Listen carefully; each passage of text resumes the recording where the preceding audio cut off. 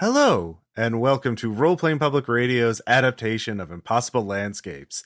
This is session 16, the finale, as our intrepid agents of Cell Y have arrived at the Gallery of Shades, the largest structure in Carcosa, aside from the palace. They are there with Ambrose, a kindly old man who has helped them on their way to repair their invitations and to find perhaps some new costume pieces. So the five of you, including Ambrose, are standing there. You have your invitations. You have who carries the bottle again of JC Lynn's? I have the bottle. Marley has the bomb. All right. And so yeah, you are all there. You step inside, and it is an art gallery.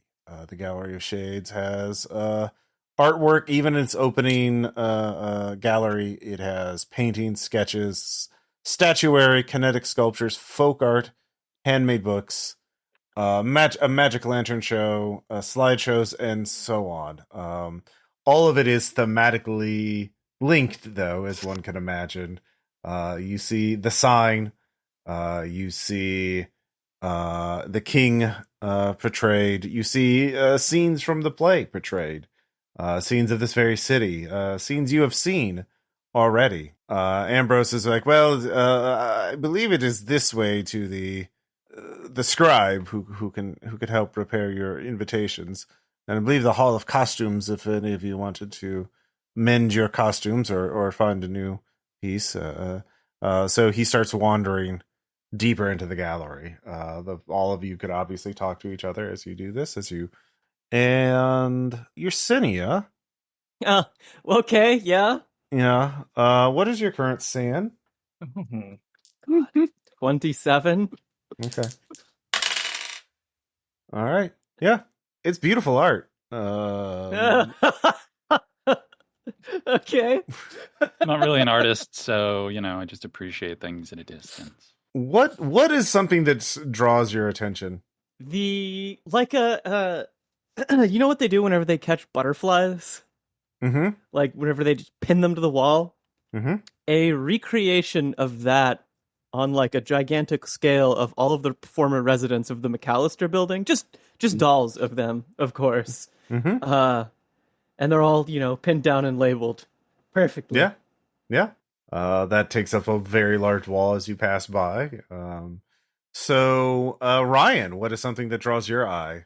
There is a wall that looks like they've just taken a part of Abby's apartment out. Just every piece that she macheted together in exactly how we remember them being.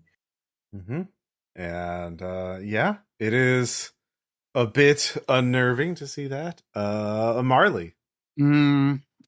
There is a what appears to be a very lovely large format photograph of a kind of 50s era FBI office, but every person in the photograph, their face is a complete void. But otherwise, it appears to be a very sort of naturalistic shot of, dudes in shirt sleeves reading about how to ruin communist lives or something. Mm-hmm. Mm-hmm. Very good. And Jørgen.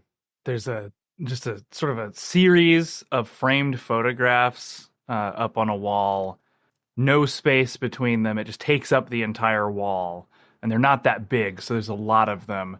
And they all just look like these black and white photos of empty rooms that, like what's the point?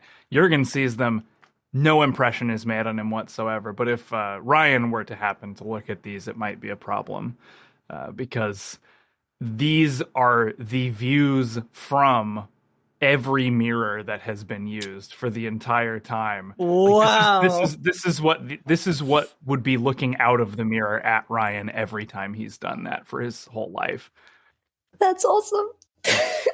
Wonderful. Wow. Does Ryan notice them? Do you want me He can't not. There's an entire wall. Yeah. He would be like, no, this could be anything. Nah, definitely not. And it just keeps going and keeps being in line with what you're worried about. The last photo in the set is a mirror. Oh. Actually, wouldn't the last one be a pool of blood? Or looking out onto the factory. Yeah. Speaking from a art installation perspective, the last photo alone being the only one with color and completely red would be awesome. Oh yeah, pretty sick. The one spot of color on the whole wall. Mm-hmm. Yeah, right there in the corner. As you continue on, following Ambrose through the gallery, you come to a room that has a little sign on a little pedestal, announcing a new special exhibit. It's written in Tartessian, so Yersinia, you can read it, obviously. And it says the recent. It says performance in New York. Ambrose goes right into it. So if you want to see you're going to see the exhibit if you follow him directly. But you could try. I mean, these rooms all connect to each other. You could try and bypass them and meet him and avoid this exhibit. No, I don't trust that we could navigate this cleanly. No, I think we stick with him. All right, everyone, give me a sand check. Yay! Right. I do, before we walk in, tell everybody to brace themselves. I think we're about to see a recreation of our time in New York. Well, I critically failed. Regular fail. Yeah, regular failure. That is a D4 if you fail, and so 4 for you, Ryan. Oof. Oh. This is 4 for me, too. 3 for me. We're doing great. Yep. This is a prominent exhibit. They're very proud of it, of your performance piece at the New York Times. Mm-hmm. There is a enormous photo, bigger than any single print you've ever seen. It is like 50 feet tall. This room is enormous in height, of the New York Times building, with all the lights turned on to form the yellow sign. Mm-hmm. And then there are, on the other walls, there are photos of the crowd looking at it. There are photos of headlines of newspapers talking about mass hysteria, the stunning art crime of the century, who did it, anonymous, and a list of people getting that symbol tattooed, people getting that symbol carved on their flesh, branded, people using it for this is what you how are you all reacted to that? Bad. Yeah. Yersinia, obviously, there's the natural guilt, but then there is also the sense of this is going to be a lot of work to undo. Mm-hmm. Yeah, so, you look at Ryan, who's got like one hand just like fisted, like white knuckled, like just trying to not think about how many people you have affected. Just did Ryan live in New York? Yeah. Mm-hmm. Would Ryan? No, it's probably fine. Ryan's not going to be looking for specific people in these photos. Probably the best. Yeah. Eventually, you get to, pretty soon after that, you get to a room with only a single exhibit in the center of the room. A oversized mannequin resembling a strangely proportioned porcelain doll of a 17th century gentleman sitting at a desk. It is on display behind a velvet rope. The doll holds a quill pen in one hand and has a pile of blank paper in front of it. There is an empty wooden tray on the left that looks like a sheet music shelf. The Ambrose points at it and says, "Well, if one of you would give it one of your invitations, it will should be able to copy it." How many did we need? Who else were damaged? So as soon as you say that, Marley, the scribe starts writing. Write something on the piece of paper. It starts writing again as Marley exclaims or sighs. Or sorry, Ryan sighs. Or writes again. So without saying anything, Marley checks her invitation to see if it was, because I, as a player, don't remember whose were damaged. I think the two Ryan's people got wounded. Definitely was. Yeah, it was mine and Ryan's, I'm pretty sure. Mm-hmm. Okay. Then in that case, Marley's going to go across the rope with her invitation and set it in the tray. Okay. It shows everything that has been done in this room written out as a play. Like I'll take beginning with agents enter the room, and I'll take that sheet and just like fold it up and put it in my pocket. Okay. Ambrose sort of indicates that you should put an invitation in the left tray. Yeah, the music stand one, right? Mm-hmm. Yeah, that's what I'm doing. All right. It produces a piece of paper that matches your invitation exactly and flawlessly replicates it. Jørgen has a morbid curiosity about if he went and just held on to the writing hand for a while and prevented it from writing, if it would then write in past tense what happened, but he does not investigate this curiosity. Probably good. Marley takes the fresh copy, and then she takes her original one out of the music stand, and then briefly, and then sets it back in the music stand. It produces another invitation. Ryan takes his wallet out, takes $100 bill. Yeah. Yeah. Puts it on the music stand. Yeah. Before that, I grabbed the all the new invitations. Okay. It flawlessly replicates a $100 bill with the exact same serial number. Well, that's interesting. Yersinia feels a migraine coming on. I'll take the second note and just. Oh, put it actually, back give me in the an wallet. alertness check. Oh no. 30. Yes, I make. Yeah, there's a yellow sign embedded in the center of the dollar bill.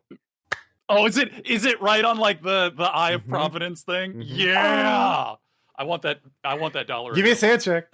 I want that $100. Yeah, 65 is not gonna make. All right, that's one for unnatural. No, yep. I have to stop playing with things. All right.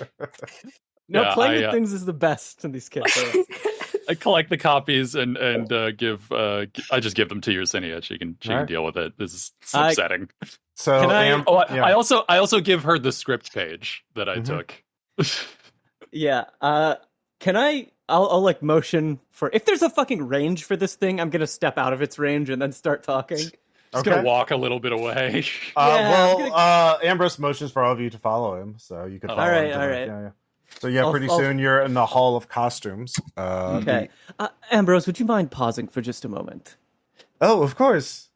Marley, dear, may I see your invitation? I hand her my invitation. I'm going to compare and contrast the invitations that we have to make sure that, like, actually, yes, Jørgen or Balto, could you bring your invitation over here as well? I just want to make sure that the invitations aren't fucking personalized or something, such that 3 Marleys will be entering or something. Yeah, I mean, as far as I know, they were generalized, but Okay. Yeah, you can give me an alertness. Cryptography. check. Okay, yeah, cryptography, yeah. yeah, do it. I make that. Yeah, as far as you can tell, they're identical. I mean, you don't have like a magnifying glass or anything like that. But Okay. to the naked eye, they look identical. Well, that will have to do. Mhm. And the next thing I want to do, I'll, hand all the invitations back. Mhm. Give one to Ryan and I. Now, Ambrose, dear, I have a bit of a question for you before we proceed too far. Mhm. You seem rather handy. Yes, I'm a Are craftsman. you capable of... I'll take out the tin I have with the Melonia. Mm-hmm.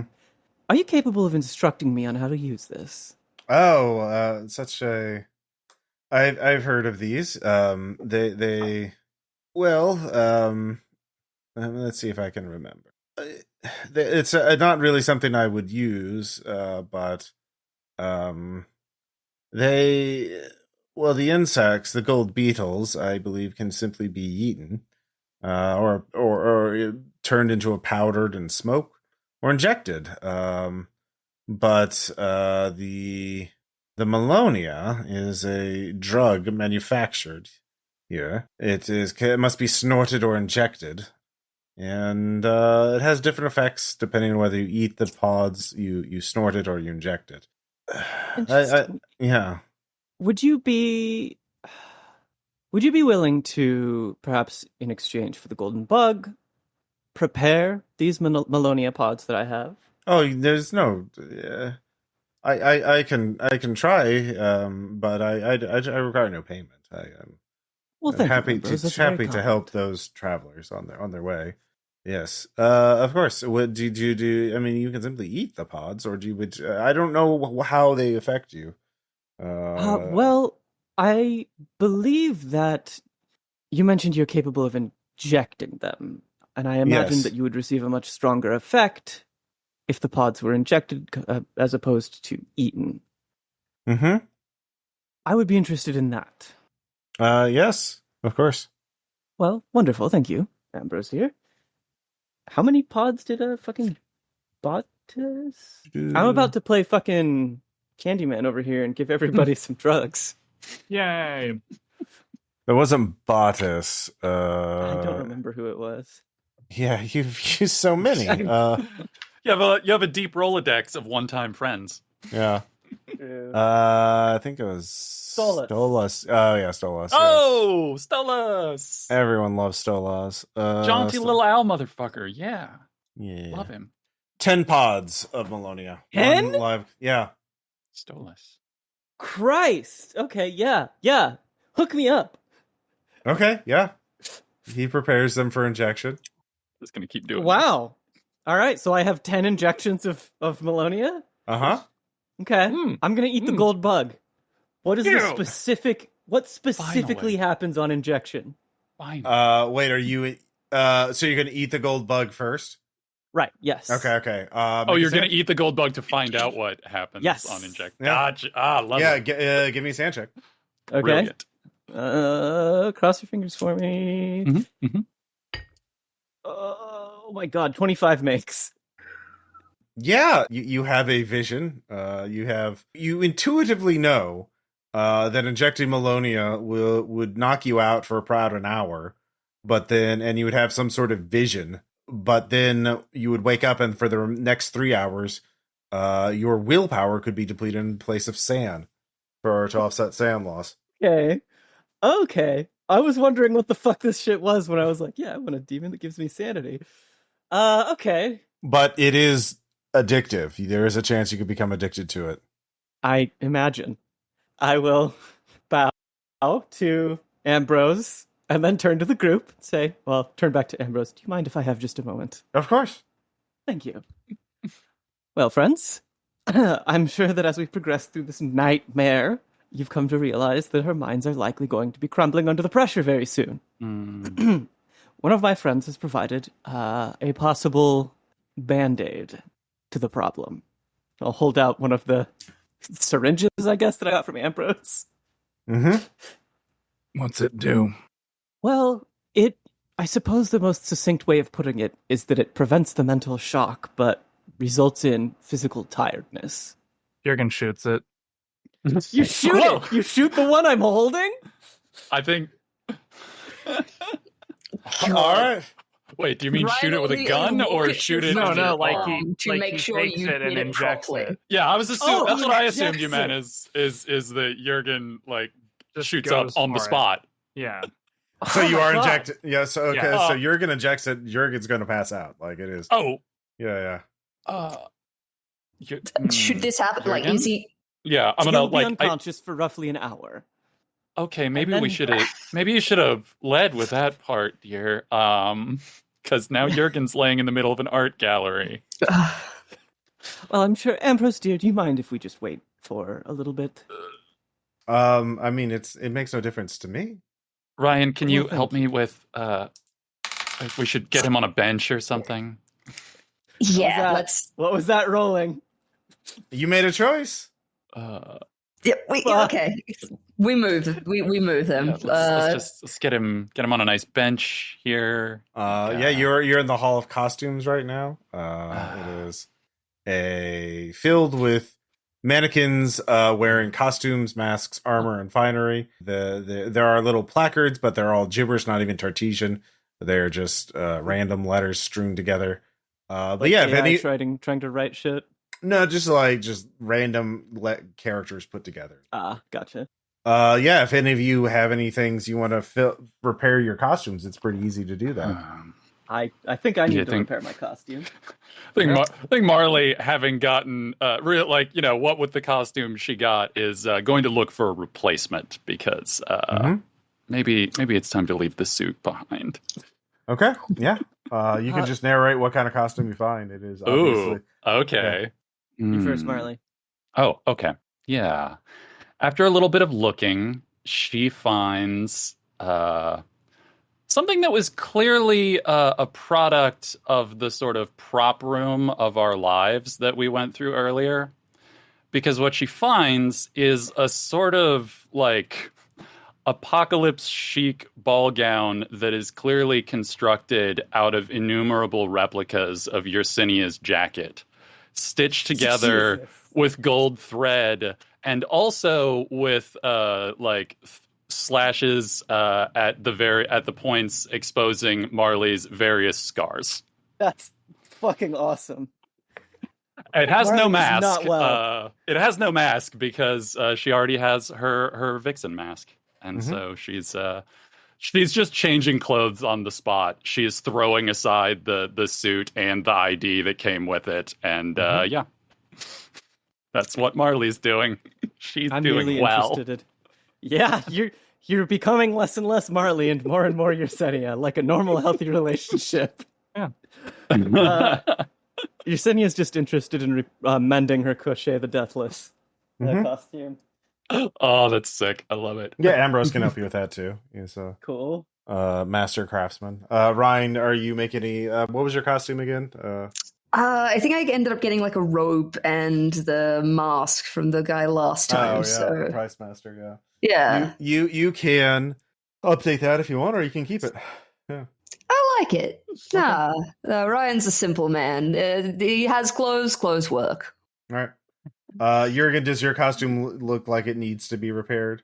I don't think anything's happened to it, so I think it remains the likeness of a golden jackal for the mask and a funeral suit. The suit you'd be buried in.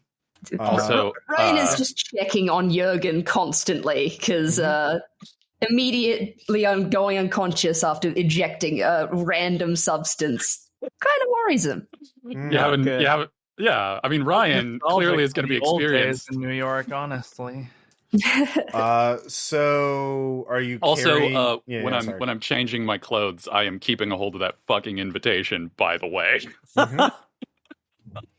Are all of you, once you finish updating your costumes, that doesn't take you too long, maybe 10 minutes, do you stay and wait for Jørgen to wake up, or are you going to carry him out? I mean, there's 3 of you, or 4 of you count Ambrose. You can carry him out. I mean, there's also the question of... Oh, sorry. Go ahead. No, go well, ahead. if this is a means of armoring ourselves for what comes ahead, then should maybe a couple of us be under at a time? I mean, Yersinia, you don't mind the idea of staying here. It's very nice here, actually. All right, there's so much beautiful art. Yeah. Well, Ryan, Marley dear, if you want to take a dose, I can keep watch. I'm sure Ambrose is wonderful conversation. I think I would rather hurt my body than my mind right now. So, yeah, I'll take one. Okay. I'll pass on to Ryan. Yeah. Marley, will you also? Because I can assist you. I assume you've never injected yourself. Not an experience that I've had before. No. Marley looks to Yersinia and just flatly says, like, "If you think it's for the best." I'll thumb her cheek gently and say, "I think you should do it." All right, then Marley's in. God, cool. So wait, it's just going to be Ambrose and Yersinia? Yep. Okay. Yeah. Why would Marley question that? I see no reason. All right, they're all passed out. What are you doing, Yersinia? Just you and Ambrose. Ambrose, do you mind if I phone a friend while I wait? There are no phones here. Metaphorical phone. Oh, of course not. Well, thank you. Once I'm finished, I do have a couple questions for you. You're a fascinating man. Your craft intrigues me. Now, if you'll excuse me, Amon. Oh, there he is. What a funky looking dude. A young man. He's obviously high. He's smoking a pipe. He is waltzes in. He says, you smell the pot. It's just marijuana. He says, hey, tell me your problems, man. Well, I have a favor to ask of one of you, and I have the feeling that they aren't going to take it too kindly. So I'm a little worried about offending them and ruining the relationship before it begins. Okay. And the name of the woman that I'm interested in is Lily G. Stanley. Lily G. Stanley. Yes, that's the name you gave me for Gap. Oh. Yeah. All right. Poof. Let it be done. Let that shit go, man. Yeah. I hope to God that works. Okay. Shit. Ambrose, before I make my next call, I'm a bit curious about the goings-on of well, the play, I suppose. Mm-hmm. Are the demons part of the play, or are they the audience, or are you familiar with them at all? No, I'm not. I only do as my king tells me, and I build the things that he instructs me to build. I see. Who does deal with the demons? You'd have to go to the palace and find out to and ask there. I understand. Well, thank you. I appreciate that. Mm-hmm. Now, if you'll excuse me, I'm going to make just one more call. Mm-hmm. And then let me just check double quick that it's the right name. Gremory. A beautiful young woman in an evening dress turns. She looks at you. Gremory appears. She smiles at you. Hello. It's thank you for heeding my call. If I understand correctly, you can assist me in being persuasive. Hmm. Do you need a name? How does this work? Yes. J.C. Linz. J.C. Linz. The word typewriter to him. I see. Thank you. Mm-hmm. She walks away. Okay. All right. That's all I want to do for now. All right. I don't like that noise. What's a piece of art that's captivating you right now? It is a sculpture just across the way that has a hole dug through the center of it by the artist. It's like a clay sculpture that the artist pulled apart through the center with their bare hands. You can see like the fingernails in the dried clay. You can see all kinds of things indicating that this wasn't done, cleanly, that this was done viscerally. And the act of building it completely and then unmaking it is captivating to Yersinia. So, Jørgen, you wake up. Give me a sand me. check. Okay. Whoa, critical success, 33 under 34. Okay. Whoa! Nice. Yeah, you gain you've had a vision of Carcosa while you were under. You can sort of give me something that preoccupying Jørgen's mind, and I'll give you a vision based on that. But you are also currently not addicted to it. And also for the next 3 hours, you can use willpower instead of sand to offset sand loss. Yeah. So yeah. So what was on Jørgen's mind? Yeah. Something about Carcosa, the night world. What was something weighing heavily on Jørgen? I think it's a little abstract, but I think that really the thing that bothers him more than anything specific is the sense of artificiality that just kind of pervades and haunts this place. The idea that there isn't a physical, gross reality to the place, at least not all the time, because that means that there's nothing that you can break or hurt or burn or destroy to make things stop. And that's been what he's been doing this whole time. And there's this whole vibe of that doesn't matter here. That's awesome. Mm-hmm. So I think if anything has been haunting his mind, that would be it. Yeah. Well, yeah, you do get a sense of the artificiality. Everything is preordained, pre-written, or it isn't. You see if you have a vision of Ryan walking onto the stage in front of a crowd and walking into a staged version of the McAllister building as an unseen man whispered something about it being his cue.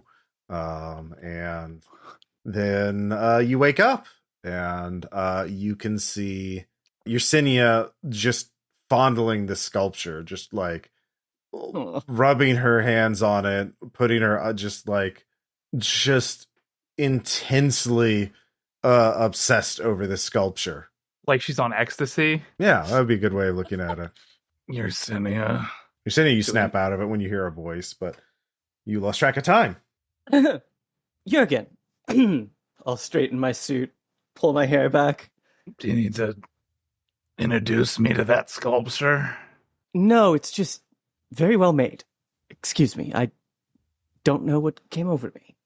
I trust that you are, well? It depends on how you look at it, but I think it worked. I see. I'm going to be honest, I'm worried that it's all this. That it's always all been this. I hope I'm wrong. Well, Jørgen, it has always been this. Even before we came here. And I don't mean that in the sense that this was preordained that we'd be here, but that's a central concept of a lot of philosophy. There's this thing called the real. I mentioned it back in that greasy whatever place that we went to eat, but the real is the center of the definable. It is the undefinable. This is the real. This is where everything comes from. You said he's clearly lost it, but not lost it.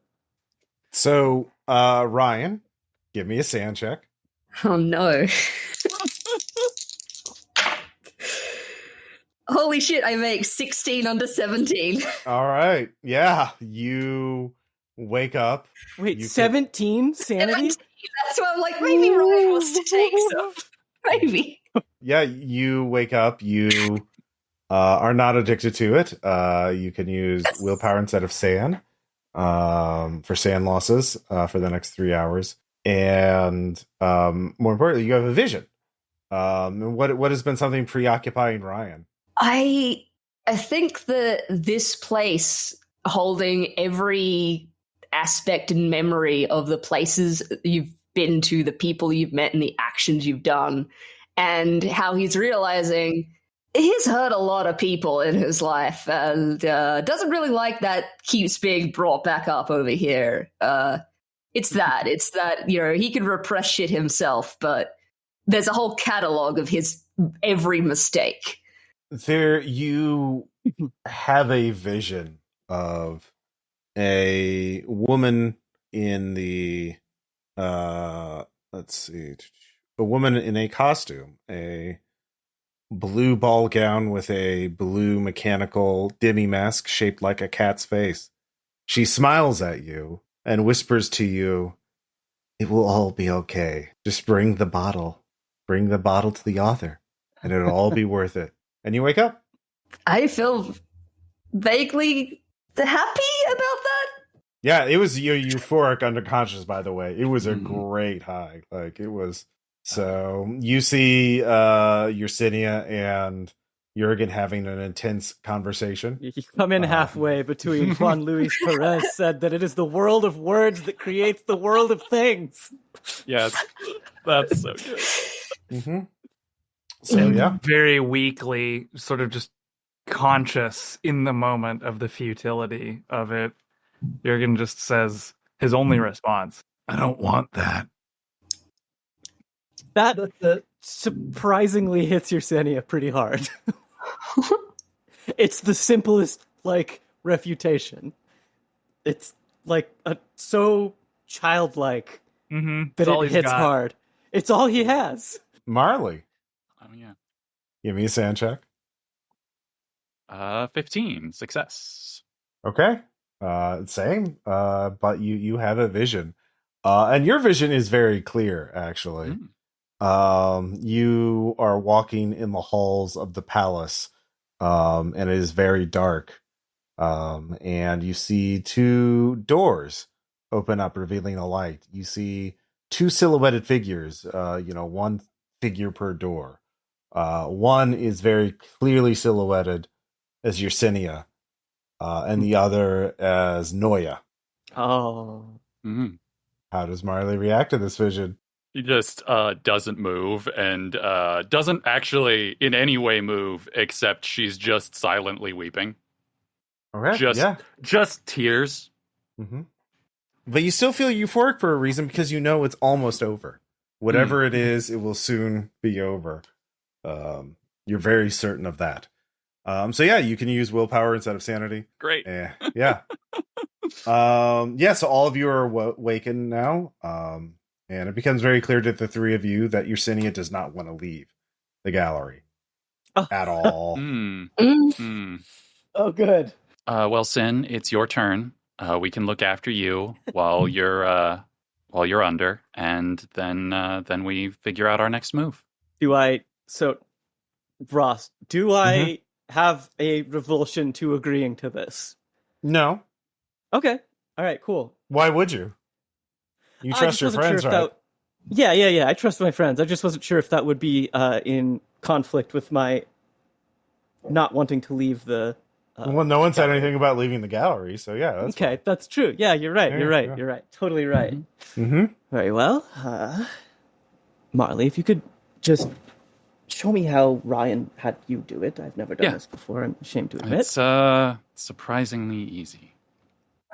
All right. Just like, give her a little tourniquet and, inject in the stuff. Yersinia is a good influence. Mm-hmm. She passes out, and... All right, help me carry her. We have to get out of here. All right. Okay, that makes sense. So as the three of Ambrose is there. He's too old to help you carry her, but you can. The three of you can easily carry her out. You do see masked figures in the distance walking behind. Also, I'm checking to make sure her invitation is still on her. Yeah, some paranoid shit. Periodic invitation. There are masked figures in dark robes, seemingly to tail you. It seems they're staying at a polite distance, but all three of you seem to get the impression they were here to collect Yersinia. But So Yersinia, give me that sand check. Oh God. Okay. 14. Yes, 14. All right. Yeah. Oh. You have a euphoric vision. What has been weighing you down, preoccupying your mind about Carcosa? The whole of it, the everything, all of it. The previous conversation about the real. Yes, exactly. The weight that it exerts on the world, and how, if there is a line, where it is between the play, the world, us, etc. Is there an observer? If there isn't an observer, does it even exist? Well, just things like that. Normal thing. Yeah, you have a vision of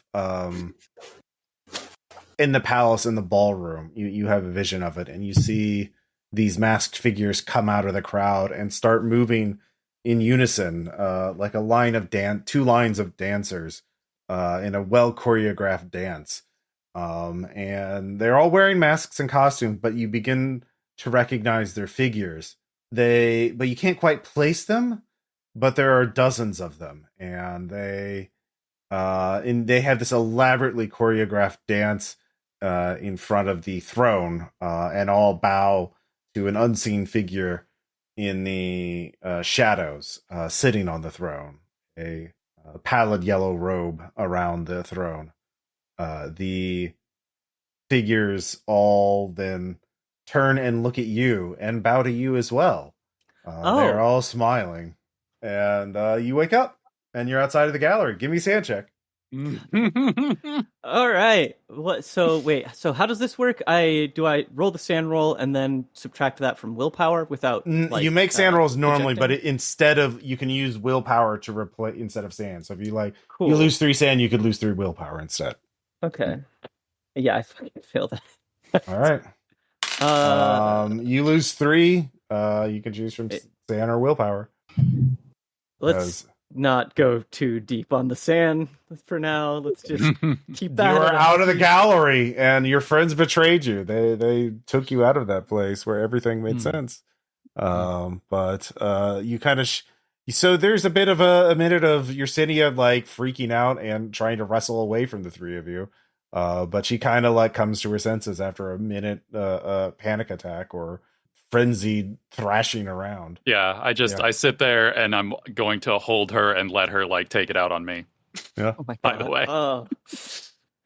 Eventually Yersinia calms down and very weakly says, I have to rebraid my hair. I help with that. Don't say anything. Just help him with the hair. That's kind of, you've come to realize that's a sort of calming tick for Yersinia. On the shore of the lake is the Palace of Ythel. The palace is a massive structure. There is a line of partygoers waiting to get in. But you find you are gripped this sense of meaning and purpose as you are drawing closer with every step you take closer to the palace. Because at this point you don't have to go into the palace, but what else is there? You've already been to the factory and the Gallery of the Shades, the only buildings you can really make out now. You look around, you're in the center. You've seen all that there is to see. What else is there to do? Other than to go to the masquerade ball. But this line of drunk, lavish, and starving partygoers is waiting outside the palace in full costume for the masquerade ball. There's perhaps 100 of them in a meandering line. They wear opulent but frayed costumes along with antique harlequin masks, hoods, hats, and crowns. The predominant colors are red and gold of Ythel. Their skin is sallow. Their cheeks, when they can be seen, are hollow. Many have missing or rotten teeth, giving them a skeletal leer. Each holds a familiar invitation in their hands. They glare at the agents, at you with jaundiced eyes, but one without an invitation is grabbed by a guard. There are guards. They are wearing wear ceremonial outfits, red velvet coats with gold piping, gold lion masks. Each wears a holstered revolver and carries a long halberd with a hooked blade. They see you all, and as you wait in line for a moment or two, the line seems to pass very quickly. And even though there were dozens, if not hundreds, you think you recognize people. Yersinia, you can give me an alertness check. 10? Yes, you recognize someone. You think you do. Okay. You think you recognize the man who told you it was not yet your cue all those years ago. He is wearing a mask, but he's wearing a walrus mask, a gray and gold costume. He's talking with another partygoer. Is it possible, based on the line position, for me to call out to him? Oh, sure.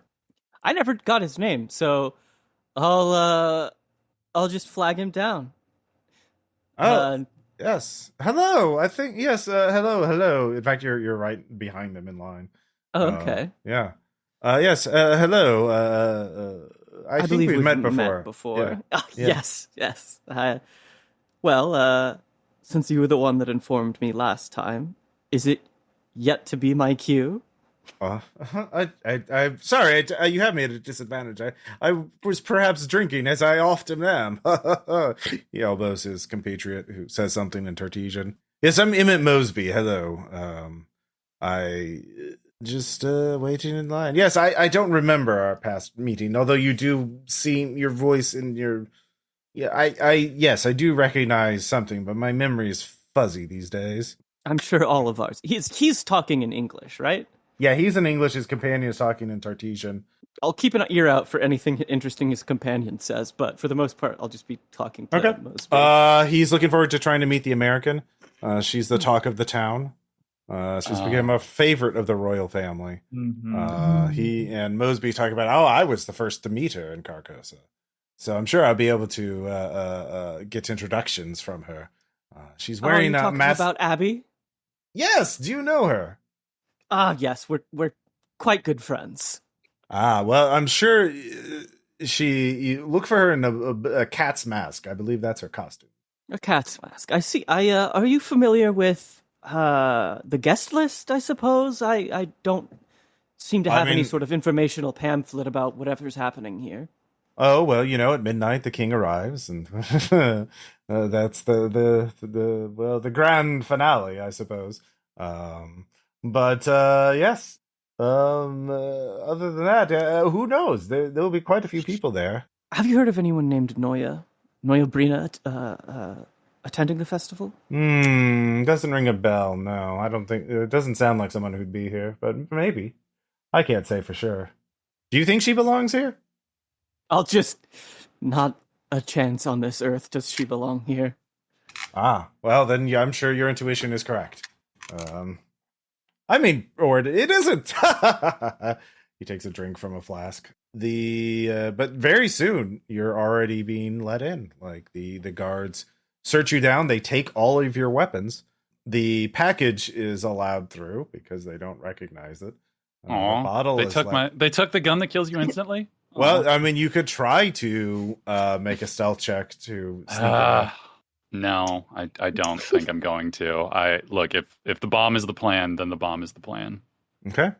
Do they find the bomb? It's like, what's this ticking thing? No, they let it through. Yeah. Cool. They let it through. Don't know what it is. Yeah, Jørgen's just going to trust his ability to source an improvised weapon if need be. Nice. So Marley is actually better unarmed than she is with a gun, although unarmed doesn't kill people instantly. So you were let in, and you're led into a large courtyard to the entrance of the palace.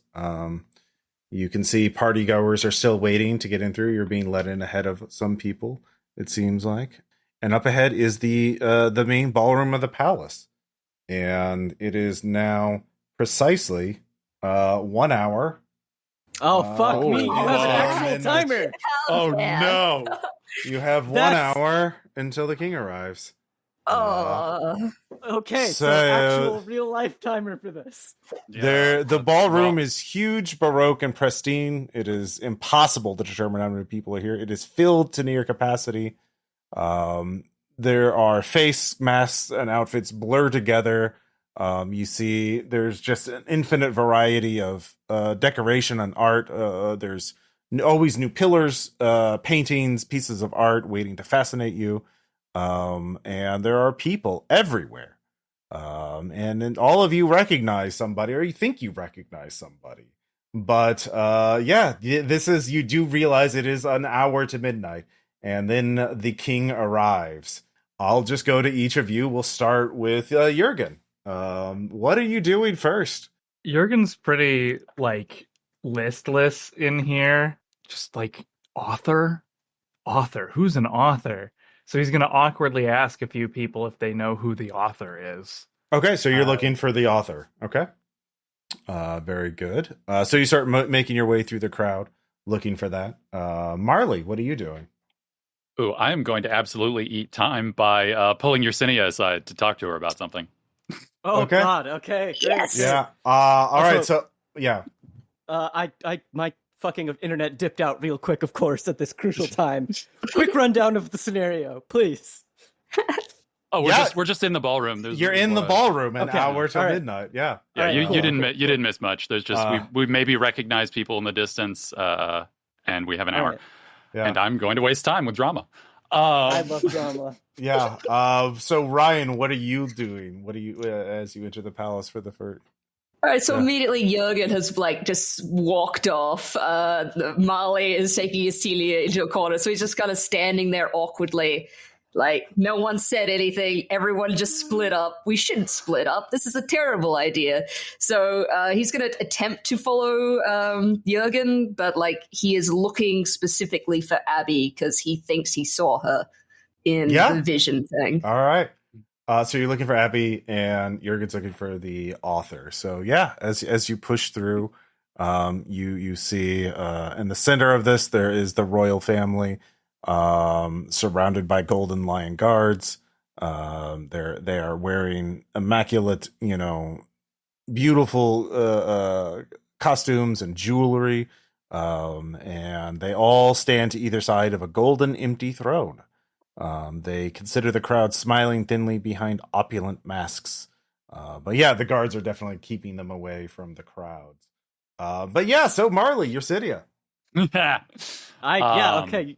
Yersinia has no idea what this could be about. Pulling you aside, Sin, when I was under, I saw something that I think I should bring up to you.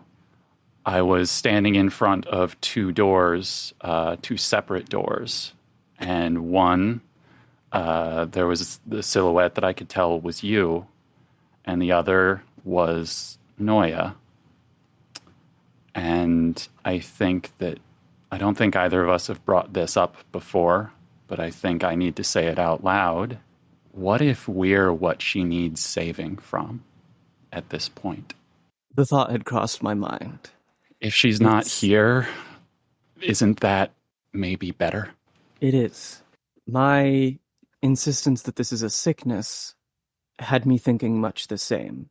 If we are infected, then it would be best for her if she... Yersenia's like trying not to choke up. Yeah, I lay a hand on your shoulder. I know. If we kept our distance. Yeah. I need to make sure she's okay. I know. And Marley, if it comes down to it, if you have to choose between me and Noyabrina, you are to choose her. Do you understand? Sin, you're not the only one who's tainted at this point. I'm no safer than you are. I know. I saw to it that you got quite muddied, didn't I? Hey, it's not your fault. I can make my own choices. I choose you. I chose you. And we had our family together with her, but if she needs to be apart from us, then we need to both know that. Yersinia just nods a couple times. Clearly can't or won't say anything more for fear of breaking out in tears.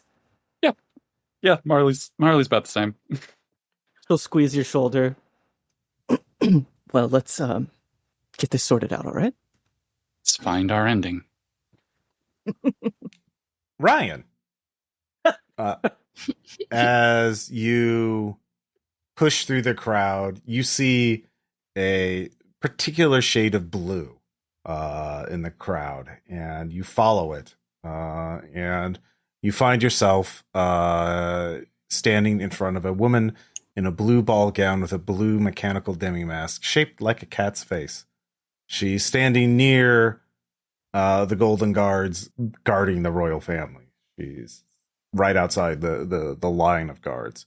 But she sees you and rushes towards you and pulls you aside to a curtained area. You says, "Ryan, I'm so glad you're here. It's me, Abigail. Emmeline told me so much about you." Hi, Abby. Listen, we've got the bottle. We're here. We would. Mm-hmm. We found you. Yes. Where's the author? He is here. JC Lenz is here. He wears a raven's mask. He's the only one wearing a raven's mask. Who has the bottle among you? Yersinia does. Well, if she can get him the bottle, that would be very good. And especially because then you would have a chance to leave before the masquerade ends. So we need to before the king gets here. You do not want to be here when the king arrives. Can you leave? No. I found my place here. And are you happy? I'm at peace. I would if you do manage to return to the real world, could you do something for me? Of course.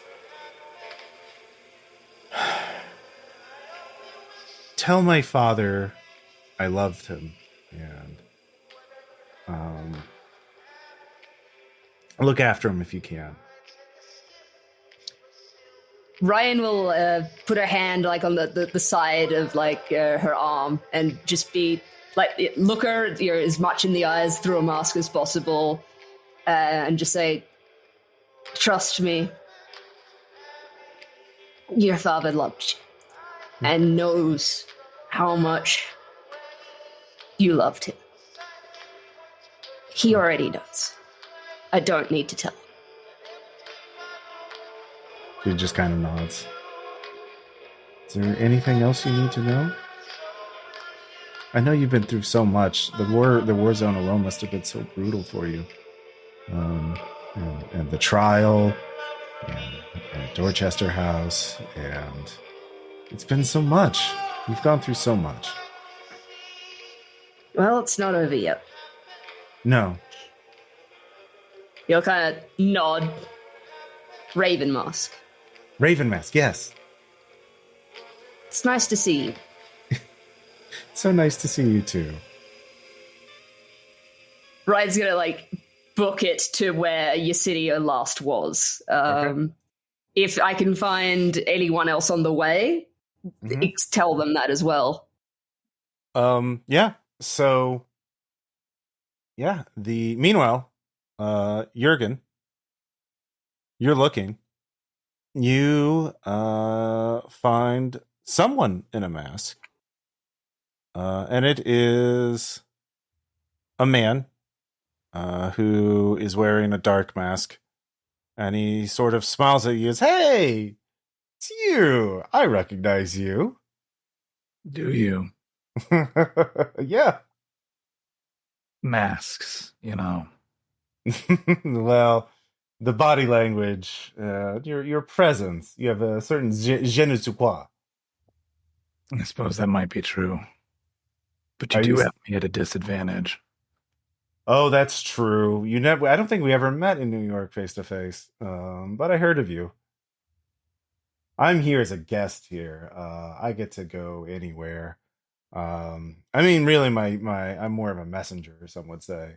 But yeah, I think it's important you to know that no matter what happens, I'll be watching. Maybe we'll be working together in the near future. I've come too far to just discount possibilities. Should I have a name to call you by? Oh, he steps away. It's and the rest of the name is vanished. You think it was perhaps something that begins with Al. Yeah. What a strange fellow. Yeah. But I'll keep bumping into people and asking them if they know where the author is. Where I can find the author.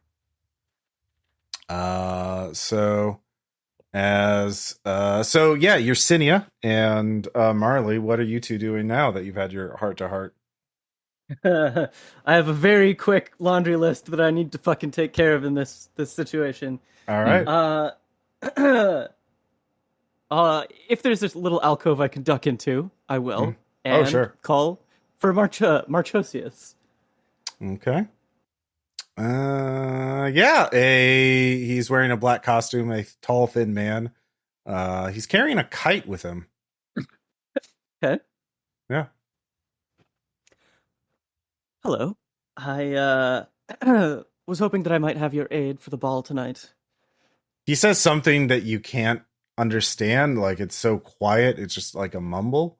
Right. And you're paralyzed for a moment. Go and give me a sand check. Okay. Yeah, I fail. All right, you lose 1 from a natural. Okay, I'll burn willpower. Yeah. Now your willpower is restored to full, and it will remain there for 48 hours, no matter what you do. Yes! Whoa! Oh no! All right. You're a genius. Okay, so I will duck back, try and grab Marley, and tell her we're looking for a woman by the name of Lily G. Stanley. Okay. All right, both of you give me search checks. mm, Got a 55. I make that. That Okay. is... What is my search? Hey, 51 under 57. I make that. Okay. Hell yeah. All right, you're searching. Meanwhile, Go girl detectives. yeah. Let's see, Ryan, you were searching for who? I wanted to search for Us. Yersinia back to Okay. like where they originally were because Okay. they have the bottle. All right. Give me an alertness check. Oh come on! 86 over 85. I do not make. All right. Yeah, you don't find them. You're looking. Let's see here. You think you see. You recognize that face under. What was the name of the guy you framed for the body theft? Stanley. Yeah. Polly. Polly. Yeah. Holy, Yeah, he's there. Oh, good. I immediately avoid, duck and cover. Give me a stealth hide check. behind things. I don't want to. No. 70. Yeah, that's not gonna. Yeah, work. he approaches you. Hey, Oh, good. hey, you made it to the big party. Hey, we're such good buddies here. He grabs you with an iron hand, like he's just like clamps onto your arm. We're gonna have a good, real conversation till the king comes. Hey. Little busy. Like. No, Yeah, I'm on the go. Nah, yeah, It's I nice think to you're. see you, though. No, like, I'll yeah. definitely grab coffee. We gotta catch up. I haven't heard about what you did since you ruined my life. Yeah. Oh, I mean, it's been a lot. It's been a lot. Just Yeah, I figure you're gonna be here. he You're kind gonna- of ruined mine as well. Like, career kind of went downhill. Wife left. Well, why don't we kids take it up with the kinda hate king? me, He's gonna be so- here soon. He's gonna be here real soon. Listen, you could talk to your king. There ain't no king for he's me. our. so- He's everyone's king. Yeah, but I'm not everyone, am I? Yeah. Yeah. No, you're the one who's gonna pay. You're the one who's gonna pay. We're all. I am looking around, hoping someone is noticing this as I am attempting to like pull arm off. All right. Yeah, you can roll unarmed. Oh god. Yeah. All right. Sure. 76 will not make. All right. Yeah. He holds on to you as Yep. you wrestle with each other. No one seems to notice. You're kind of stuck right now. Jørgen, you can give me an alertness check. Sure. 10 under 93. Yeah. I think it makes. Yeah, you see Ryan being accosted by someone. Yeah. Well, I'll be going over there. Mhm. I will address the personage accosting. Mhm. So you're making your way over there. Meanwhile, Marley and Yersinia, their gap is not here. Yeah, but you could keep searching. I mean, this section of the thing. You can give me another search check.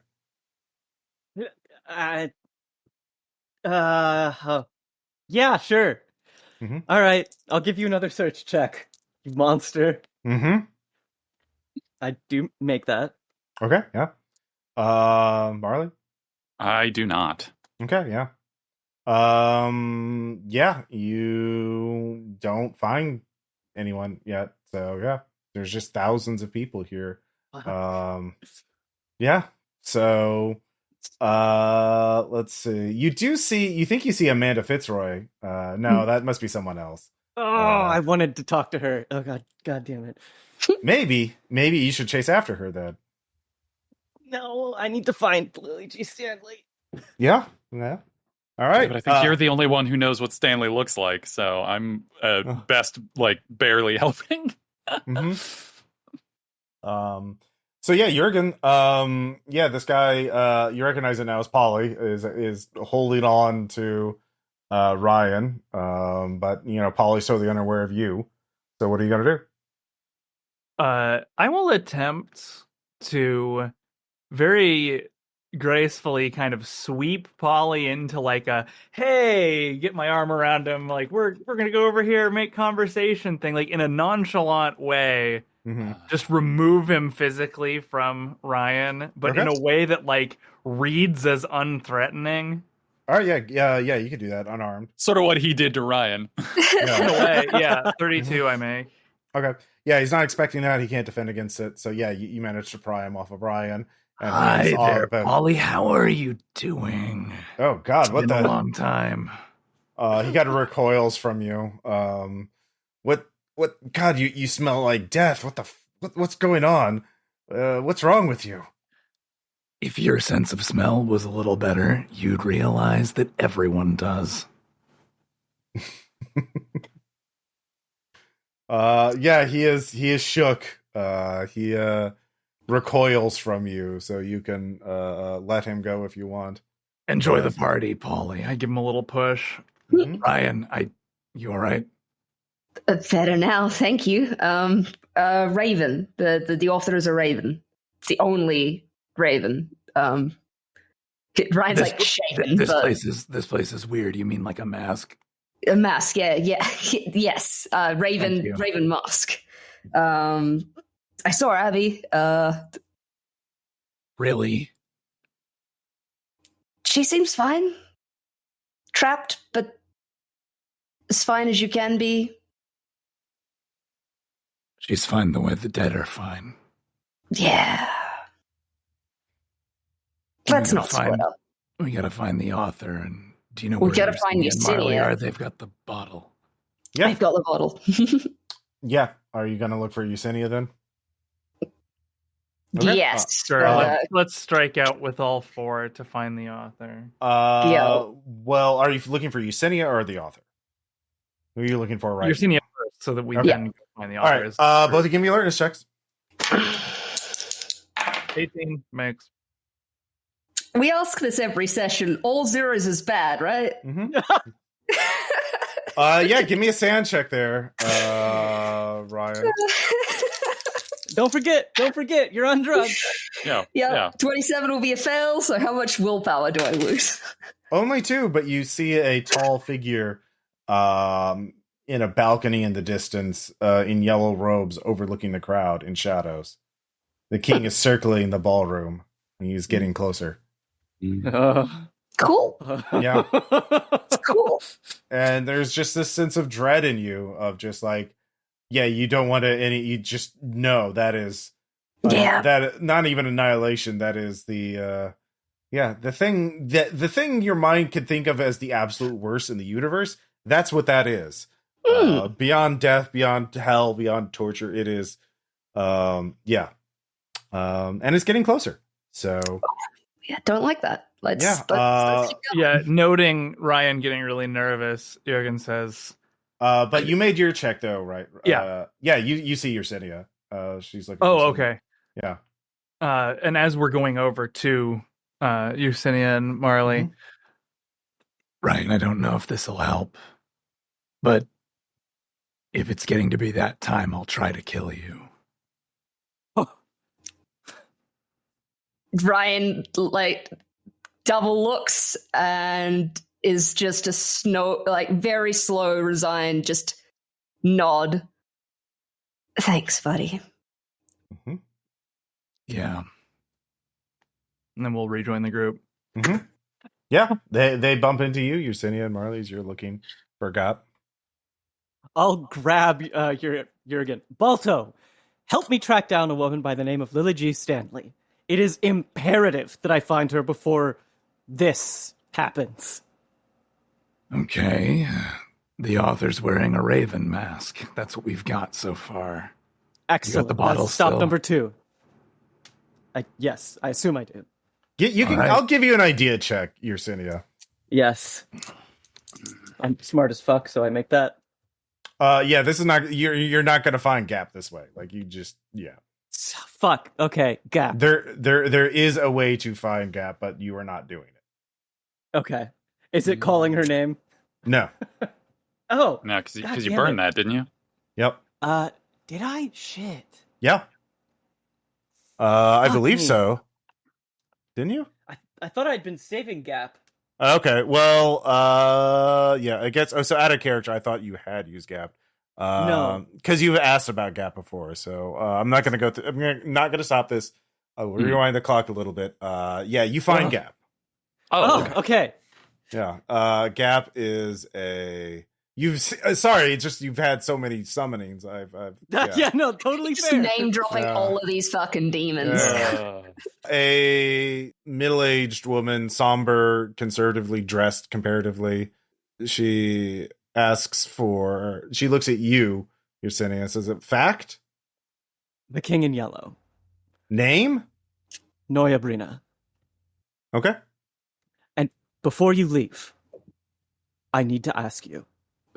I'm interested in a long-term proposition. I will never ask you to get rid of any other kind of fact aside from what I have just stated. But I want to be able to call on you for multiple people. I expect to live a very long time. You'll have to take it up with the king. Okay. That I means waiting prepared for here that. until midnight. I prepared for that. Thank Okay. you. I appreciate it. Mm-hmm. Yersinia is clearly shaking a little. Mm-hmm. Let's find JC Lentz. All right. All of you give me alertness checks. You're all looking for someone wearing a raven's mask. My alertness is 69. Nice. Nice. 20 makes. I failed. All right. Bought one. Nice. Three. Yeah. Three, You see three for four. a tall, thin, middle-aged man in an old-looking suit wearing the mask of a mechanical raven. That is clearly one of Ambrose's creations. He's also carrying around an old portable Remington Remet typewriter. Pretty cool. And he gladly walks up to Marley. Says, "Hey, J.C. Lynn, scribbler by trade. Other professions that, well, those are in the past. You look like a writer. Am I right? You a scribbler too?" Mostly reports for a long time, although there's a lot of future ahead, so who knows? Yeah. No, I've done it all. I've Trying to hold up a pleasant conversation while looking madly around, or eyes are tracing around trying to find Yersinia. Oh yeah. No, you're all pretty much together. So Oh, okay. Okay. Yeah. No, I've been dabbling in other professions here or there. Distributing certain illicit contraband and relieving banks of fiduciary notes.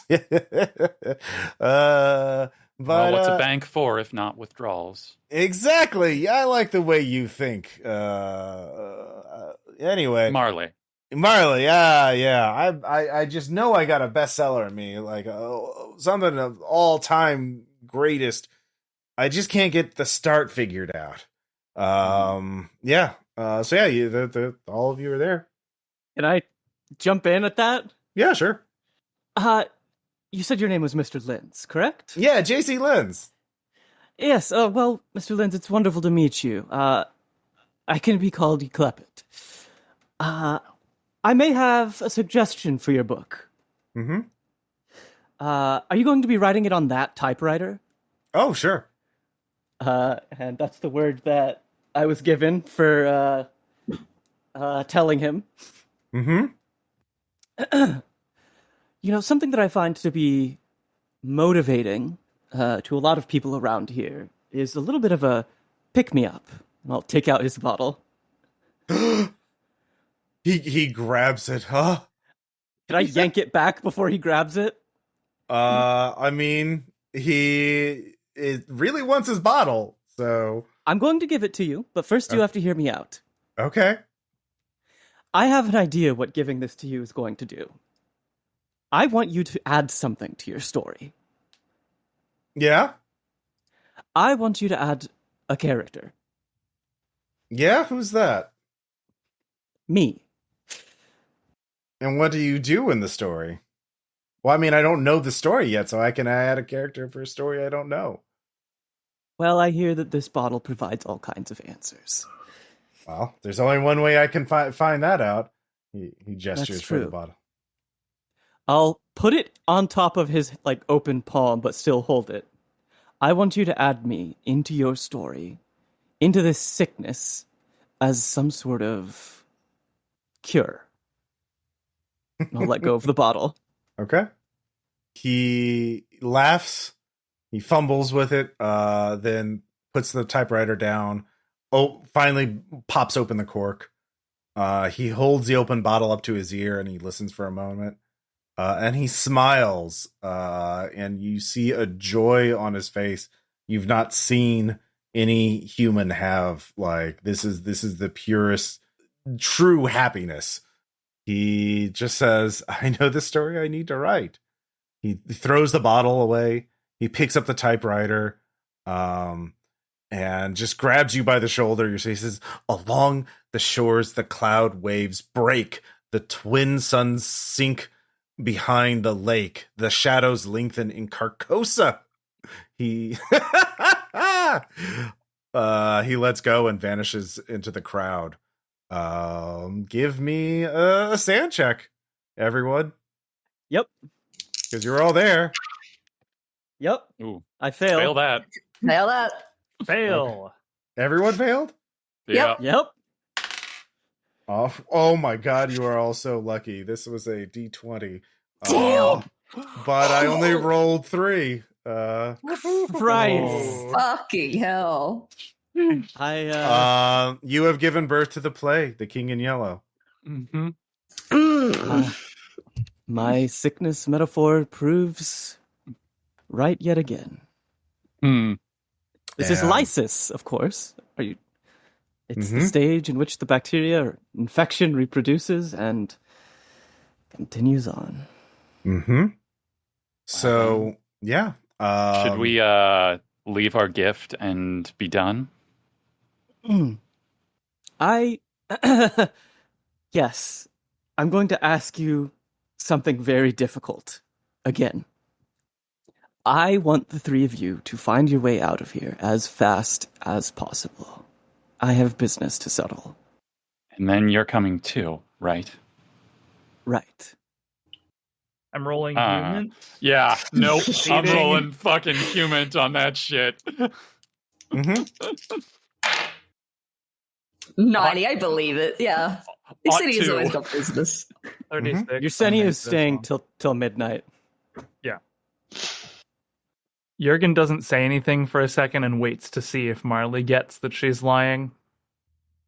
Ryan will just, as long as you get out before midnight, you know you need to, right? Like, you're going to be right behind us. Jørgen kind of puts a hand on Ryan's arm, like hush, not.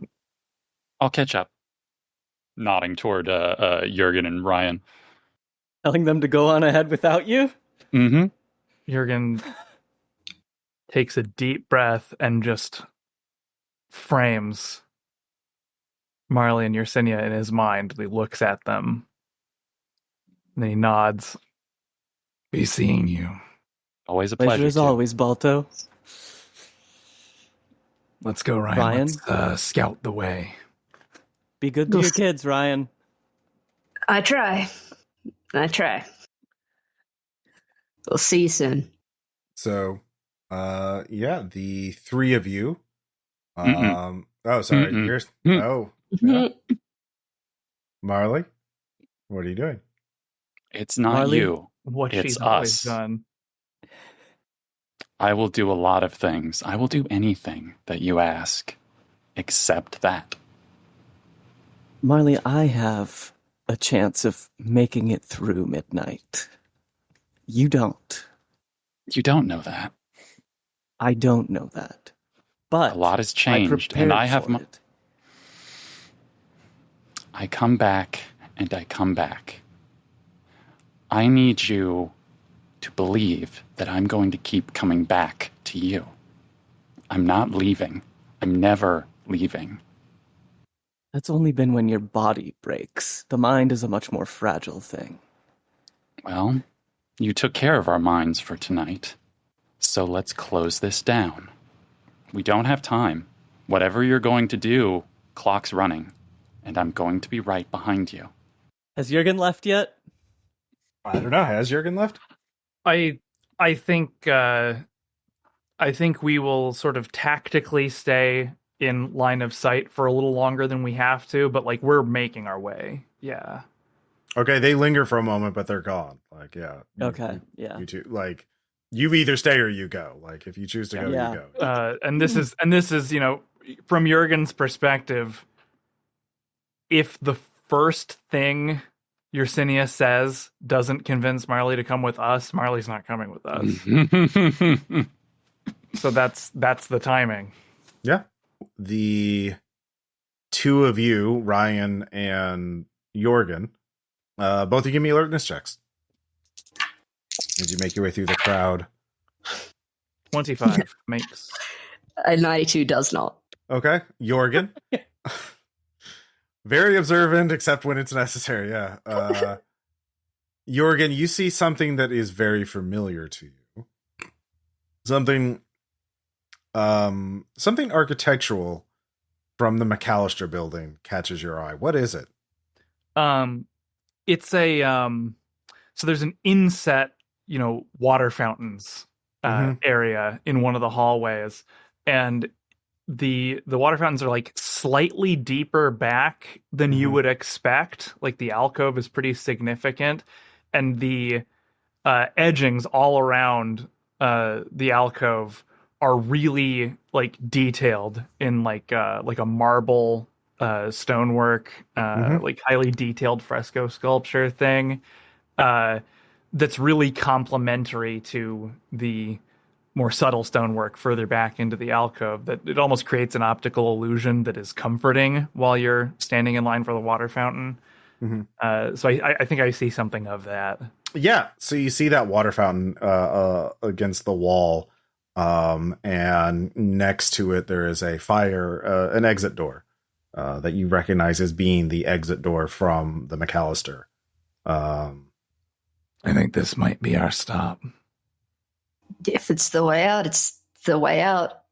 I mean, they're going to find it, right? That won't be the issue. All right. The two of you start walking towards it. Meanwhile, Marley and Yersinia. Marley, do you know what an ending is in a story? We really don't have time to do theory. Sin, you know a lot of things, and you are exceptional in many ways. But I go along with you because I choose to. And I am trying to ensure that you have a future to continue going along with me. I'm not going to have a future if it involves leaving you, so let's go. I'm not going, Marley. No, I mean, let's go and do what you're going to do. You go, I follow. That's what we do. Okay, all right. I have a feeling we'll be separated for a time after this. An ending is like death, is what I was going to say. It's very private and it's very personal. We likely won't see each other again until the next story starts. I can be very tenacious when I need to be. And I will always be heading in your direction. Yersinia will smile and fix some of Marley's hair. As Jørgen, you get to the door first. You push it open. It leads into darkness. And Ryan is right behind you. You go through the door. I will say, and as I do this, I grab onto Ryan's hand and I say under my breath, "Exit, Jørgen and Ryan." As the door, once the door closes, the sound from the ballroom disappears. It's just cut entirely. It is very dark. It is very still, and but the smell. It is a smell you remember from 20 years ago. It's the peculiar scent of an old New York brownstone. It is the scent of the McAllister. And you start walking through the wooden hallways of the McAllister. And meanwhile, as the two of you you're bumped into by a woman, and you recognize her through her golden half mask. It is Emmeline Fitzroy. Me and Marley? Yeah. Mm-hmm. Yeah. She says, "Oh, I'm so glad I could be here with you, because you're waiting here for the end of for the king to arrive, aren't you?" We are, yes. Well, how was it? How was your trip? Enlightening, I suppose. A little long. A little tiresome. Well, all the good things are worth a little extra effort, I think. It took me a long time to get here, too. And now that I'm here, well, I don't ever I want to leave. And I suppose that's what I'm just so glad to be here. It's such a special time. Well, how many times have you done this? Does that question even have an answer? The world exists to create itself. Yeah. So once, but over and over. Yes. I like to think, that the first time it happened, I thought I could change things. But the cycle continues, and it's a very beautiful thing. I don't expect that I'll be able to change anything, but I do expect that in becoming a part of it, I can spare others the same fate.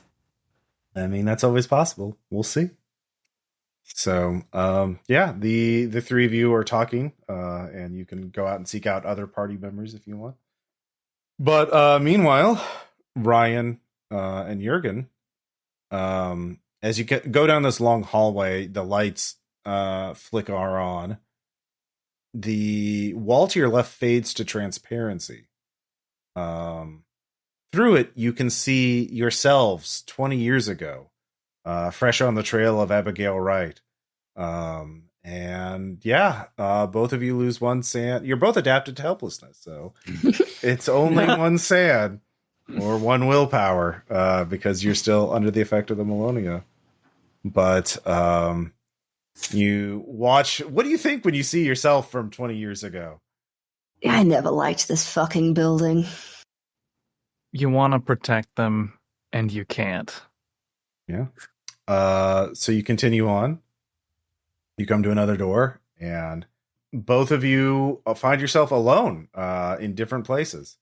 Ryan, you are outside the McAllister building. It is It is a nice fall day. It looks like it is the modern day, 2015. Someone brushes by you, a new resident of the McAllister. You are yourself. Yeah, we'll come back to you in a second. But Jørgen, you open the door and you find yourself somewhere underground. And it is cold and dark and wet. And you smell something, a familiar trail scent leading you further down. I take a deep breath, shudder with the sudden comfort that sort of breaks over Jørgen like cold water, and I follow it. Mm-hmm. And meanwhile, Marley and Yersinia, what are you doing as you wait for the hour for the finale of the masquerade? Do you have any final tasks, or? Yeah. Just one. And I will put my hand at Marley's waist and say, "Do you know how to dance?" I think I need a little more practice. Well then, we've all the time in the world. And I'll start ball dancing with Marley. Sin, I know that you think you're very cold, and I suppose to other people you can be, but it means the world to me that you thought you could save me.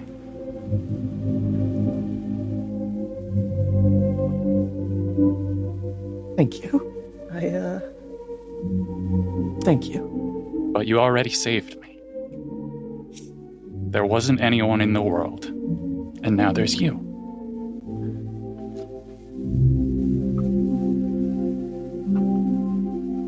So the hour comes. There is a 72 members of the masquerade show up and 72, huh? surround you in a semicircle in front of the throne, or behind you. There's basically the crowd and the 72 who all bow to you, Yersinia. And then there is a clarion call, a trumpet plays, and everyone bows to the golden throne as the king appears. And he unmasks, and you both see it. So you can give me one last sand check, the two of you. Fail. Fail, okay. Yeah, fail. All right. That is 56 sanity. Yeah, it is. Yeah. Does my thing still work on that? Or Well, yeah, no, It would absorb does. some, but... Yeah, well- oh, no, wait, yeah, you have enough. Yeah. Yeah. I you can have- just tank it. Yeah. Yeah. So, what do you do with the bomb, Yersinia? You just throw it at the king? Marley has the bomb. Yeah, Marley, what do you do with the bomb? I'm throwing it. It Like, I will spin out of whatever, like, last move of the dance we were doing, and unless Yersinia stops me, I throw it. There is a gasp from the crowd. It lands in front of the king and explodes with confetti. It was only ever a prop. What isn't? So everything fades to white as you are all. There's just too much happening as the universe is undone and remade once again. And so we will begin the epilogue. So Ryan's is the simplest because Max is there on the sidewalk and sees you coming out of the building, Ryan. And he's very happy to see. Hey, Dad! Long time no see. How you been doing? Oh my God. By the way, you regain 13 sanity. Ooh. You have escaped. And he's like, yeah, I'm on my way to a dinner. We're celebrating, of course. It's your granddaughter's first birthday. You want to see her? Abby will love to see you again. Right. Ryan just starts crying. He just starts crying. Like, All right, your son embraces you. sorry, I haven't been there. Look, Dad, I know you had a tough past. I know, but you're here now. That's what's important.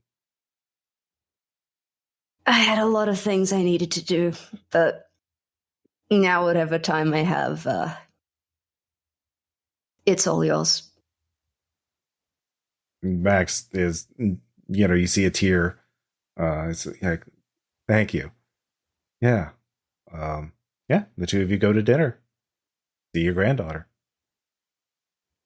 And Jørgen, the thing is, you're alone down there. There were others there once, but they're gone. Something happened. And they've disappeared. So the change is inevitable. You can kill yourself or you can change. What do you do? I find something, I don't know what, to write on. Mm-hmm.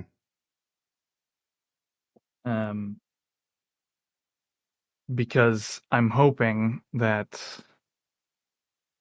before the time runs out, I can just leave a note where Lisbeth, my sister, will find it. And it's just, I left, and I couldn't find my way home. I'm sorry. Jørgen. Yeah. She will find it. You know that you'll make that happen. But yeah. Otherwise, it's an eternity in the darkness. So. Yeah, I mean, he goes back underground after the note is delivered. Throws the mask away, doesn't need that. But he stays in the burial suit. And he just sits down and sees what happens. Okay. So, Ryan, do you ever try to see what happened? What happened? Like, do you just try to forget it all happened, or do you try and ever try and find out what happened to the others, or what happened to you during that time? Every now and then he'll approach the McAllister building, but not step inside. Just see who comes and goes. Mm-hmm. And every now and then, far less often, he'll go to that little alley and he'll knock the knock that he was told and hope the door opens to say hi. Hope that maybe Jørgen is there. I don't think he ever gets an answer. Yeah, it is. Yeah. As far as you can see, the McAllister is a normal building. And yeah, nothing of note. No one comes for you. There's no arrest warrants. There's no news of you ever being a fugitive or an escaped mental patient. Never happened. Yeah.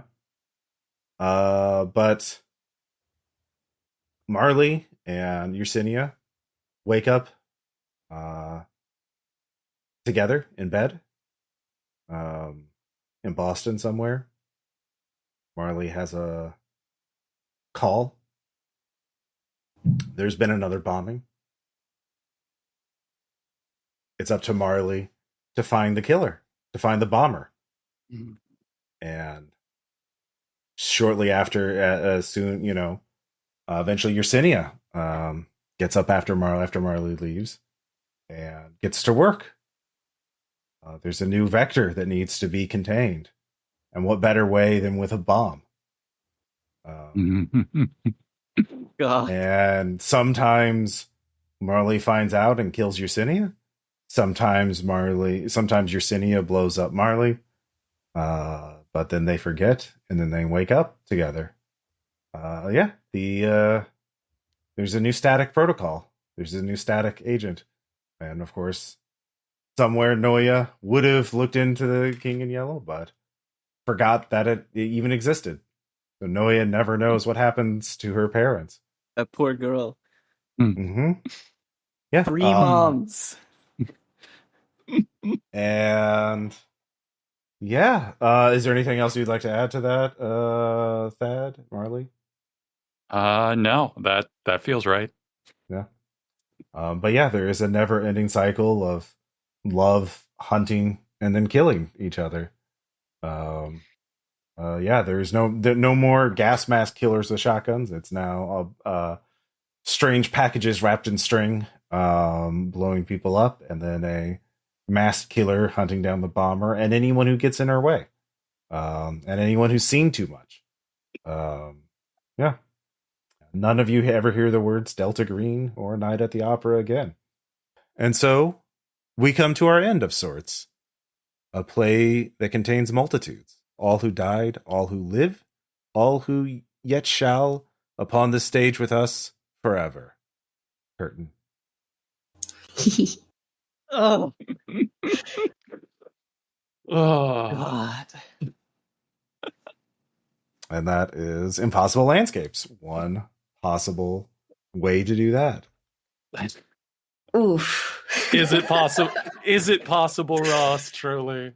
Yeah. Well, you all did it. You managed to get all the way to the end. And yeah, Yay! yeah. So yeah, obviously we'll do a post-mortem episode. We'll talk about this in more detail. But yeah, I do want to say that essentially Yersinia, there are basically 3 endings in the book that it describes: consumption, revelation, or escape. And you can only escape if you give JC Lins his bottle. But even then, and then, but I decided Yersinia, it was impossible for you to escape. Clearly, you were too focused on investigating and resolving it, and also, this is something I want to tell you before any of you have a chance to read the book.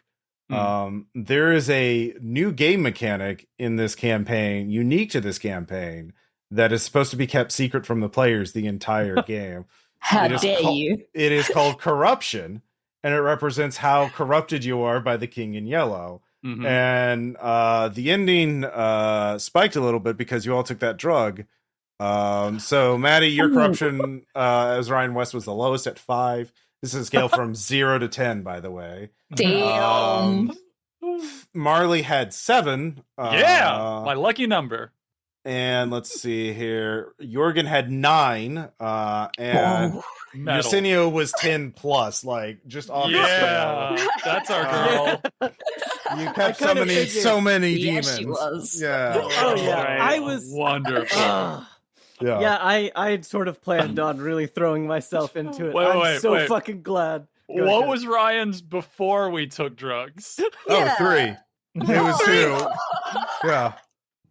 Don't do drugs, kids. It's Now bad it's for gone. you. Yeah, it's gone up and down throughout the entire campaign. At certain, you raise it by investigating it, trying to piece it together. I was use fucking right though. It's sickness. It's how sick you are. Yeah. But then by trying to burn it, ignore it, or making certain story, like when you escape from the Dorchester house and other things, you lower it. Guilt. And so Nice. yeah, Ryan was just whatever. I don't. I enjoy Ryan's like Perfect. she'll be right. Yeah, no, like you say it's mystic, but I think it's just bad. Let's just kill it. Like God's Flawless, perfect yeah. himbo grandpa. Just yeah.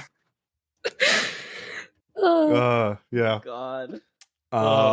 Yeah. Ryan's a mess. I mean, even with like what's your final sanity like? 30 or something? it was 17 before you gave me an extra 13, so it's 30 yeah. now. Yeah. Well, you're addicted to pain pills, claustrophobia, adapted to helplessness and violence at this point. Yeah, it's not a great human being. No, he's done his time. tried. Like Yeah, the king and straight Australian man.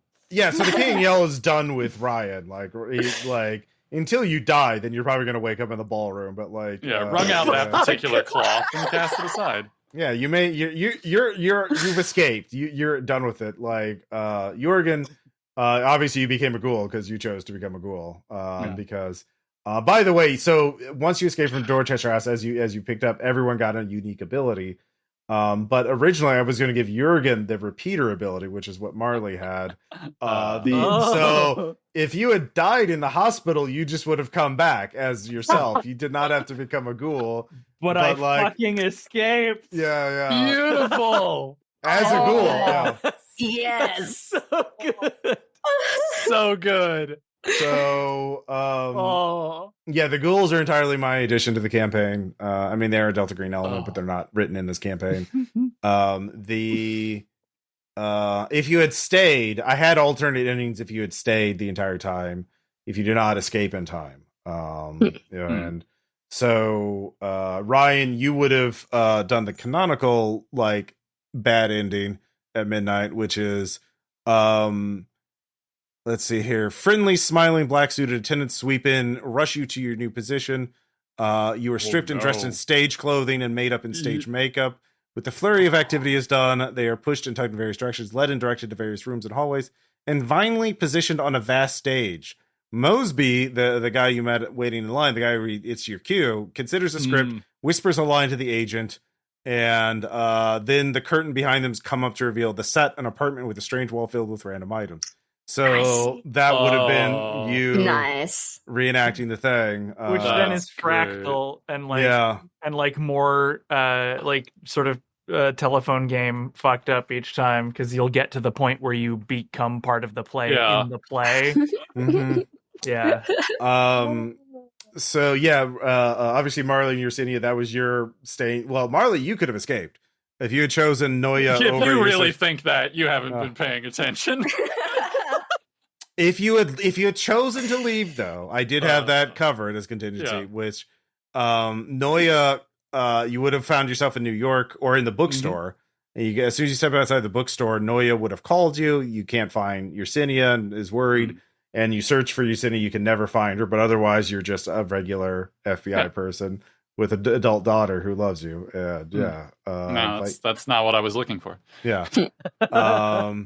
If you stayed behind, the man in the dark mask was Nair Lothotep, Stephen Alziz. Yeah. Wow. Okay. Oh. So the army of the Black Wind that's constantly attacking Carcosa, General Stephen Alziz would have had you as a ghoul leading the charge, Jørgen, fighting Gary the ghoul, who is now a ghoul enlisted in Carcosa's army. Oh, no. Gary. Dodged a bullet there. Good for Jørgen. So that was a custom ending for you. That would have been fighting the ghoul brigade as the ghoul of the Black Wind. That's why I had ghouls in the war zone, because like they Very got good. infected. Yeah. Nice. So that is we'll go over the whole campaign in the postmortem, but you can feel free to read the book now if you have it. Yeah, it's been sitting for so long. Oh yeah, by the way, obviously Ryan is now a minor boogeyman of New York City as the body snatcher. Yes. Old Man West. Old Man West. Yeah. So for listeners at home, Thad came up with this great line of imagine kids jump roping to a rhyme like this: be careful of the playground, be careful where you rest, or else you'll get body snatched by Old Man West. Which was amazing. So like your granddaughter's gonna have to deal with some shit in the playground because of you. Abby, poor Abby. And all the demons of the Ars Gotia are servants of the king. They're obviously manifestations of them. They only work in the context of this campaign. They're not like their normal Delta Green element. It's just another fabrication of the king. The other thing is, if you had actually destroyed the bottle, destroys the time loop, the universe, and the king. After the universe is destroyed, the players can rebuild the universe, usurping the king's role, or use the bottle yourself and become the new author. Oh, really? Yeah. Yeah. Swing and a miss. Well, but you become a cosmic horror, so all right, don't do the whole thing again. I mean, there's She's enough got High Priestess lined up already and everything. I mean, there's enough unused material in this that you all like. You could have gone to Ophelia's house. You could have gone to the nurse Smigma's house. There's all kinds of places you could have visited. God, that's fucking. I really wanted to see Fitzroy again at the end because I wanted to fucking rub it in her face that now she's trapped forever. Well, yeah. Oh, yeah, you avoided a whole ambush. Delta Green was going to, like, try and kill you all. When? Well, it's sort of like a situational thing. If you had called in for Delta Green for help at a certain point, they're like, oh, yeah, we just got to kill them. We got to close. We get their vectors now. So they would have, like, come to this abandoned shopping mall. Ross Payton-ass location. Look, that's in the campaign. They wrote that. Because we're trapped in a time loop in real life. We discussed how I'm literally visiting a place that is 2 blocks from where Price Master was. Yeah, Price Master is obviously my addition. I did not. That's not in the campaign as written. But Well, Price Master is a part of our own universe. It's true. The one that we were all trapped in. Before we go, any other questions, comments? God, I can't believe that I was able to see the king without taking a sanity hit. Yes. I took Good for you, because 56 I got sand. rinsed. Yeah. You kind of like found the broken magic card combo. See, that was that combo was incredibly powerful under that very. that was what I was angling for. I was angling for like as much of a resist as I could to meet the king and ask for the 3 decrees that I wanted. Oh, what were the decrees? 1, take his influence out of Dorchester House because those poor fucking people don't need that. 2, I need influence over Lily G. Stanley. 3, what was my third one? Oh God! I had to tell him about the suffering of the people that asked. Yeah. I mean that probably did happen, but again, like I'm sure it's it's one of those things where you don't see it happen. Yeah, off screen. Yeah. Although speaking of Dorchester House, one of the worst endings I think is God. you see the king in yellow, you get the full sand hit, and then if you're at 0 sanity, you become this you're grappled by the king in yellow, and he just looks at you right in the face. You take a massive sand hit. If you get to 0 sand, you are, let's see, you wake up in 1955 speaking gibberish. You can't communicate with anybody, and you're permanently mute, and everything you write is gibberish.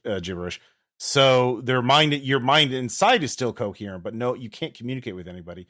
So you're incarcerated in Dorchester House, and you're given a new name, Sunshine, and Sunshine is somebody you can meet when you investigate it the first time. Oh my God, that would have been the fucking nightmare scenario for Yersinia. Yeah, I forgot to introduce you to Sunshine, but yeah. Like the thing, it says do a customized ending if you want. So I was like, yeah, you all have enough of storyline that I can. It was pretty easy to come up with the custom story endings. But yeah, no, this is a campaign I've wanted to run forever, ever since I heard about it. And I had the dream team for playing it. Thank you all. That script was so fun to play with. Fucking I loved that interaction that Abby and Ryan had. I think Ryan was the perfect character to meet. Yeah, great job, Maddy. Ooh. Yeah. Oh, by the way, Abby, you could literally ask Abby anything about the campaign. She'll tell you everything. Really? But that's also a time sync. Like, Yeah. That's such a perfect trap. I love Ross it. was gleefully wasting our time. Oh, that's so good. I love that. She can ask any fact about the entire campaign, any of the secrets in this book. Like, she knows everything. Nice. So, yeah. And JC Lynn's, by the way, I forgot to show you his photo or his image, but he is based on John Scott Tynes, one of the Delta Green co-authors. So, I get it. Yeah. So you did it. Yay! Yay! Go team! And Ryan West is ready to go out on another Delta Green mission anytime. Yay! Hell yeah! Yeah, that's 30 sand. Oh boy. Yeah. Oh, he's fine. He's got 20 in unnatural. That's Aren't you like 70 something? Yeah. 66. I think he wants to retire soon. Yeah, as far as you know, Delta Green doesn't exist anymore, or never existed. Yeah, you don't know what the fuck was the deal with that. So cool. Well, thank you all for listening so much to this campaign, and we will have a postmortem. We'll go into it session by session, or all the things. I'll encourage all you four to look at the book whenever you want to because I modified some things, and I'd also like to hear your thoughts on how you approached the campaign and what you thought of it while it's going on. And I can tell you what gave you more and reduced and raised your corruption, because I did keep notes of that. That'll be fun. Oh, nice. And then after the postmortem, we can schedule session 1 for when we go and look for Abby. Yeah. Yeah, that's exactly it. All right, we'll be talking to you later. Bye. Bye.